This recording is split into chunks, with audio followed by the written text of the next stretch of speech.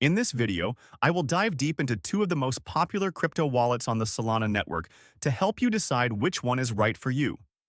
We are looking at Phantom and Solflare.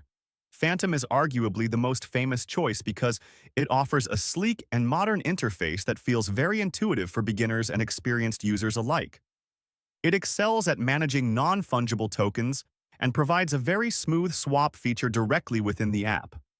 On the other hand, Solflare is known for its advanced features and robust security options.